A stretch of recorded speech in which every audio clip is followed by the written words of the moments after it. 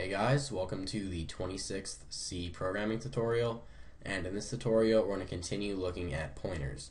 So let's just go ahead right here and create a float variable. Then we're going to create a pointer that points to that float variable. So let's just go ahead and say float f equals 3.2. Then we're going to create a pointer that points to this float or holds the address of this float. So we're going to say float, since that's going to be the type of data that we're pointing to. And then to signify that we're creating a pointer, we need to do an asterisk or a star, and then name our pointer. I'm going to go ahead and name my pointer just f pointer, and then I'm going to go ahead and set it equal to the address of f in memory.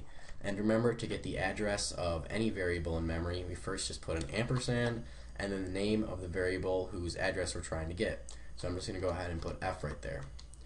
Alright, so now we basically just have a float pointer called f pointer that holds the address of f in memory.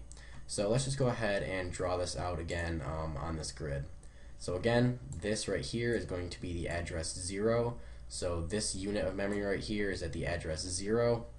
And then we'll go ahead and say that our float called f is stored in this unit of memory right here. And then we'll say that it's stored at the address 1, 2, 3, 4, 5. Alright, and then let's go ahead and say that our float pointer called f pointer is stored right here. So I'll just put fp. Alright, and then basically this float pointer holds the address of our float, which is 1, 2, 3, 4, 5. So in this unit of memory right here, 1, 2, 3, 4, 5 is stored. So now let's say that we want to access the float at that address 1, 2, 3, 4, 5.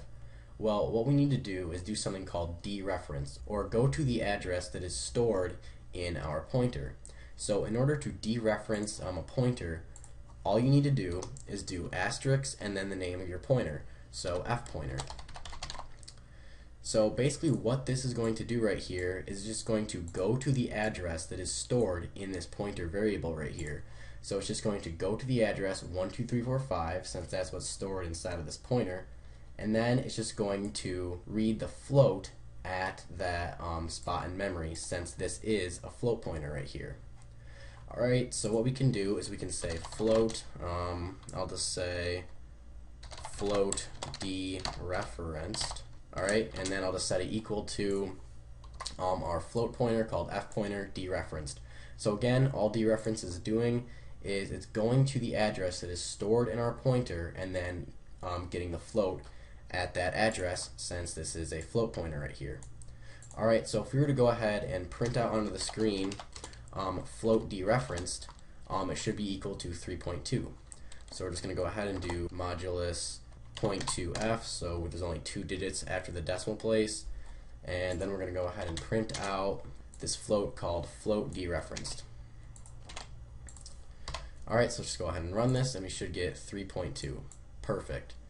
Alright, so again, all that this did is it went to the address that is stored inside of our float pointer right here and then retrieved it.